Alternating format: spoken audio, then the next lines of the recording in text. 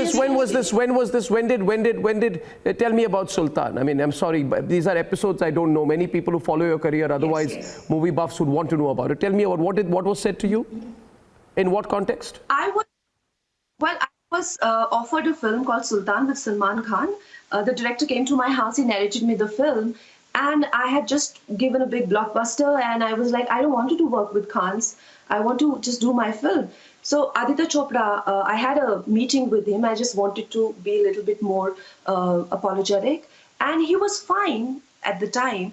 And he did not seem at all bitter or anything. But then this news came out that I said no to Sultan. And that's the time he messaged me. He's like, how dare you?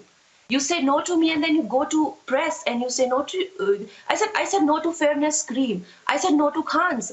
I am a girl from a village. It's an achievement for me. Why should I hide it? He's like, you know what? You are finished. Who said that to you? Aditya Chopra said that to you? Yes. Raj Kapoor and Aditya Chopra. He was very much okay to go ahead on his own and do his work. After a few years struggle, he gave a huge hit called Dhoni.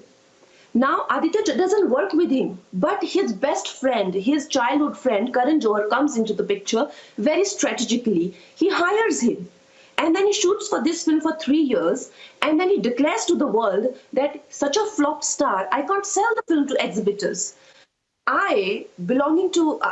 Someone who's belonging to this film industry for the last 14, 15 years, and I have started my small studio. I have also directed a film, delivered a film, released a film. I want to know how, in which circumstances, after a blockbuster delivery of a Dhoni, Karan Johar doesn't have a buyer for a film called Drive?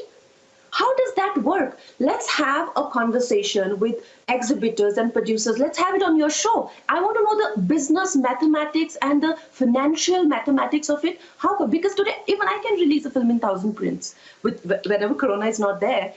Even somebody like me who's an upcoming studio, Karan Johar does not have the ability to release suppose it's a big disaster, but to save everybody's name and careers and But the film was not a disaster. I'm so sorry to intervene. Dhoni was not a disaster film. It was a great film, wasn't it? Wasn't it successful? Dhoni was a big hit. It came in theaters, but a film called Drive did not come in theaters, which Karan Johar made with Sushant. He dumped it. He said, I can't sell this film with this flop star. This was this whole business racket that he's created, which declared his films as hit. And big films like even Manikarnika and Chichore and Dhoni are declared semi-hits. So his whole circle started to print and spread these rumors that Sushant is finished. And now this is on public domain. You can see that this film, Drive, was not released, and only media reports that Sushant is a flop actor, so Karan Johar is not finding a buyer for his film. And then he was probably okay with that as well. Now, last year, he has given, do you know, Chichore is a bigger hit than Gully Boy. How many of us know that? It made more money than Gully Boy.